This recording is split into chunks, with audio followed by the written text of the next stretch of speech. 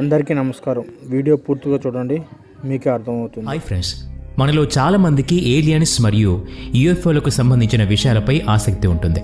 ఈరోజు కొన్ని విషయాలు మనం తెలుసుకోబోతున్నాం. మనకి ఈ చిత్రంలో డైమండ్ ఆకారంలో ఉన్న దాని వెనకే విమానం కూడా కనిపిస్తోంది. ఈ డైమండ్ ఆకారంలో ఉన్న వెహికల్ ఏంటో తెలుసా? ఇదే ద కాల్విన్ యూఎఫ్ఓ ఫోటో. ఇదే ప్రపంచంలో అత్యంత క్లియర్గా కనిపించే యూఎఫ్ఓ యొక్క ఫోటో.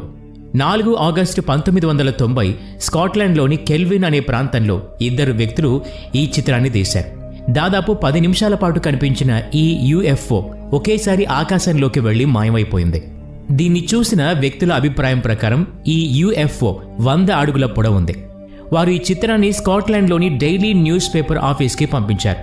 కానీ ప్రభుత్వ నిర్ణయం ఏమిటో తెలియకుండా ఈ ఫోటోని ప్రచురించకూడదని వార్తాపత్రిక ఎడిటర్స్ నిర్ణయం తీసుకున్నారు. ముందు విచారణ కోసం ఈ చిత్రాన్ని మినిస్ట్రీ ఆఫ్ డిఫెన్స్ స్కాట్లాండ్కి పంపారు. అయితే ఈ ఫోటో మాత్రం పబ్లిష్ కాలేదు. ఈ ఫోటో యొక్క ఒక కాపీ రాయల్ ఎయిర్ ఫోర్స్ యొక్క ఆఫీసర్ అయిన గ్రెగ్ దగ్గర ఉంది. అకాడమిక్ జర్నలిస్ట్ అయిన డాక్టర్ డేవిస్ క్లార్క్ ఇతన్ని ఇంటర్వ్యూ చేస్తున్నప్పుడు ఆయనకు గ్రెగ్ దగ్గర ఈ ఫోటో కనిపించింది. ఆయన తన పర్మిషన్ తీసుకుని ఈ ఫోటోని ప్రచురించారు. 1990లో తీసిన ఈ చిత్రం దాదాపు 32 సంవత్సరాల తర్వాత ప్రపంచం ముందుకొచ్చింది. ఇటీవల విడుదలైన ఈ ఫోటో ఇంటర్నెట్లో ట్రెండ్గా మారింది.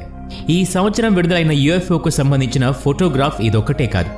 మే 2022లో ఈ ఫోటో కూడా చాలా హడావిడి చేసింది. ఈ ఫోటోగ్రాఫ్ యొక్క చరిత్ర సెప్టెంబర్ 1971లో మొదలైంది. కోస్టారికా గవర్నమెంట్ అరెనెల్ వోల్కనో దగ్గరున్న లేక్ పైన హైడ్రో ఎలక్ట్రికల్ ప్రాజెక్ట్ని మొదలు పెట్టడానికి ప్రయత్నాలు చేస్తోంది. దాని యొక్క ప్లానింగ్ పని అనేది జరుగుతోంది.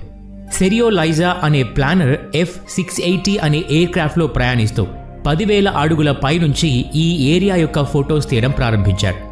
ఆయన యొక్క ఆటోమేటెడ్ 100 LB కెమెరా ప్రతి 20 సెకండ్ల వ్యవధిలో ఒక ఫోటోగ్రాఫ్ని తీసేస్తుంది.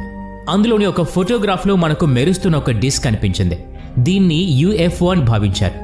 దీన్ని కూడా కాల్విన్ యూఎఫ్ఓ ఫోటోలాగా ప్రచురించలేదు.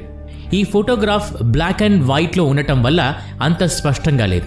దీని రీసెర్చ్ కొరకు నేషనల్ జియోగ్రఫిక్ ఇన్స్టిట్యూట్ ఆఫ్ కోస్టారికాకు ఇవ్వడం జరిగింది. వారు కూడా అనేక పరిశోధనలు చేశారు, కానీ ప్రచురించలేదు. ఆఖరికి మే 2022 కోస్టారికాకు చెందిన వ్యక్తికి తన అంకుల్ దగ్గర ఈ ఫోటో కనిపించింది. వెంటనే అతను తన ట్విట్టర్ హ్యాండిల్లో పోస్ట్ చేశాడు. యూఎఫ్ఓ ఫోటోలన్నిటిలో ద బెస్ట్ ఫోటోగా ఇది వైరల్ అవుతోంది. ఏలియన్స్ మరియు యూఎఫ్ఓ లాంటివి కనపడటం అనేది నిజమైన సంఘటనలు కావని మనందరికీ తెలుసు. అయినప్పటికీ వీటికి సంబంధించిన అనేక ఫోటోలు ప్రతి సంవత్సరం వస్తూనే ఉంటాయి. వీటిపై మన గవర్నమెంట్ కానీ సైంటిస్టులు కానీ పెద్దగా ఆసక్తి చూపరు. కావాలని ఈ విషయంలో దాటవేసే ధోరణిని అవలంబిస్తూ ఉంటారు. మే 2022 అమెరికాలోని డిపార్ట్మెంట్ ఆఫ్ పెంటగాన్ ఇటువంటి సంఘటనలకు సంబంధించిన 400 ఇన్సిడెంట్స్ని అఫీషియల్గా అంగీకరించింది. కానీ వీటిని యూఎఫ్ఓ ఇన్సిడెంట్గా కాకుండా యూఏపీ అన్ఐడెంటిఫైడ్ ఏరియల్ ఫెనోమెనాగా గుర్తించారు. ఇదే విధంగా జూన్ 25, 2021 అమెరికన్ నేవీ ద్వారా కనిపెట్టబడ్డ 144 ఇలాంటి సంఘటనల్ని యూఎఫ్ఓ అని కాకుండా యూఏపీగా గుర్తించారు. ఇటీవల 20 జూలైన పెంటగాన్ ఏలియన్ మరియు యూఎఫ్ఓకు సంబంధించిన విషయాల్లో పాజిటివ్గా ఆలోచించడం మొదలుపెట్టింది. పెంటగాన్ ద్వారా ఒక అనౌన్స్మెంట్ అనేది విడుదలైంది. దీని ప్రకారం పెంటగాన్ ఒక కొత్త కార్యాలయాన్ని మొదలు పెట్టబోతోంది.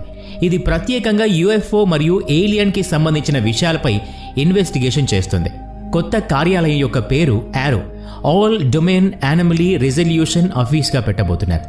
యుఎస్ యొక్క ఆర్మీ, ఎయిర్ ఫోర్స్ మరియు నేవీ ఎప్పటికప్పుడు యూఎఫ్ఓ యొక్క చిత్రాలు మరియు వాటికి సంబంధించిన అనేక విషయాలు కనిపెడుతూనే ఉంటాయి. ఈ కొత్త కార్యాలయం వీటిని శాస్త్రీయంగా రీసెర్చ్ చేస్తుంది.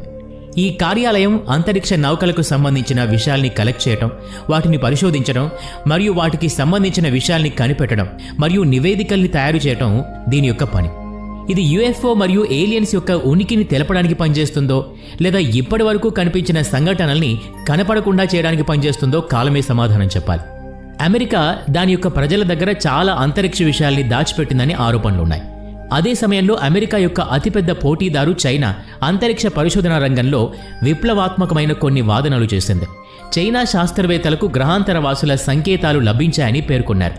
జూన్ 14, 2022 చైనీస్ ప్రభుత్వ అధికారిక వార్తాపత్రిక సైన్స్ అండ్ టెక్నాలజీ తన పోర్టల్లో బీజింగ్ నార్మల్ యూనివర్సిటీ యొక్క ఆస్ట్రోనామర్స్కు గ్రహాంతరవాసుల సంకేతాలు, అదనపు భూగోళం మరియు వారి అధునాతన సాంకేతికత గురించిన ఆధారాలు లభించాయని పేర్కొంది. చైనా దగ్గర 500 meter aperture spherical radio telescope ఉంది. ప్రపంచంలోనే అతిపెద్ద రేడియో టెలిస్కోప్ ఇది. దీన్ని స్కై ఐ అనే పేరుతో పిలుస్తారు. 2019వ సంవత్సరంలో చైనీస్ శాస్త్రవేత్తలు ఈ టెలిస్కోప్ యొక్క సాయంతో వేరువేరు నక్షత్రాల నుంచి వచ్చిన రేడియో సిగ్నల్స్ని బంధించారు. 2020వ సంవత్సరంలో పరిశోధకులు వారికి లభించిన డేటాను పరిశోధిస్తూ ఉండగా వారికి 2 నారో బ్యాండ్ రేడియో సిగ్నల్స్ లభించాయి. ఈ సంవత్సరంలో అనగా 2022లో మనుషులు నివసించగలిగే ఎక్సో ప్లానెట్ గురించి వెతుకుతూ ఉన్నప్పుడు వారికి మళ్ళీ నారో బ్యాండ్ రేడియో సిగ్నల్స్ కనిపించాయి. Narrow band radio signals natural objects దగ్గర లభించవు. మన భూమిపైన ఈ సిగ్నల్స్ని ఎయిర్ క్రాఫ్ట్స్ మరియు శాటిలైట్స్లో ఉపయోగిస్తారు. భూమి తర్వాత ఇటువంటి ఆర్టిఫిషియల్ సిగ్నల్స్ని పంపించే సోర్స్ ఏముంటుంది? కేవలం ఏలియన్స్, వాటి సివిలైజేషన్ మాత్రమే. పరిశోధకులు దీని గురించి ఖచ్చితంగా ఒక విషయం మాత్రం చెప్పారు.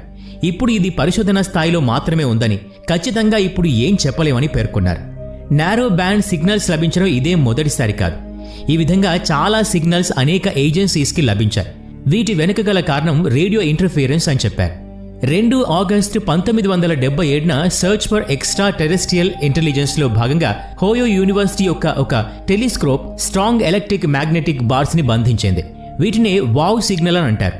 ఈ సిగ్నల్స్ సాజిటేరియస్ కాన్స్టలేషన్ వైపున్న సోలార్ సిస్టమ్ నుంచి వచ్చాయి. తిరిగి స్పేస్ రీజన్ని స్కాన్ చేసినప్పుడు ఆస్ట్రోనామర్స్కి అక్కడ ఎలాంటి సిగ్నల్స్ లభించలేదు. ఒకవేళ అక్కడ ఏలియన్స్ గాని ఉన్నట్లయితే మనకు ఆ సిగ్నల్స్ మళ్ళీ లభించాలి. కానీ అలా జరగలేదు. 2011 నుంచి 2014 మధ్యకాలంలో ఆస్ట్రోనామర్స్కి అనేక నారో బ్యాండ్ సిగ్నల్స్ లభించాయి. దీనిపైన కూడా చాలా పరిశోధనలు చేసిన తర్వాత తెలిసిందేంటి అంటే, అబ్జర్వేటరీలోని ఆస్ట్రోనామర్స్ వారి మైక్రోవేవ్లో ఆహారాన్ని వేడి చేసుకుంటున్నప్పుడు ఆ మైక్రోవేవ్ నుంచి వచ్చిన సిగ్నల్స్ని రాడార్ బంధించింది.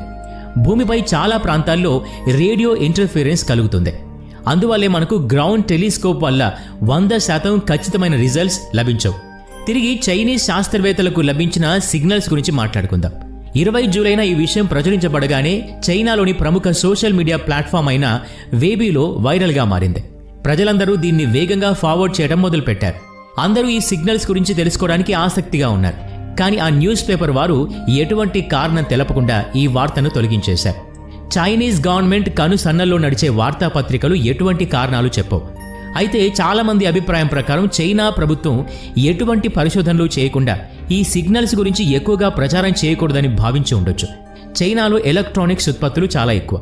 వీరికి లభించిన ఈ సిగ్నల్స్ ఒకవేళ ఏదైనా ఒక చిన్న ఎలక్ట్రానిక్ డివైస్ నుంచి కూడా కావచ్చు. మీరేమనుకుంటున్నారో కామెంట్ చేసి చెప్పండి. వీడియో నచ్చితే లైక్ చేయండి, షేర్ చేయండి. ఇలాంటి మరిన్ని వీడియోస్ కోసం ఈ ఛానల్కి సబ్స్క్రైబ్ చేసుకొని బెల్ ఐకాన్ మీద క్లిక్ చేయండి. నెక్స్ట్ వీడియోలో మళ్ళీ కలుద్దాం. Thanks for watching.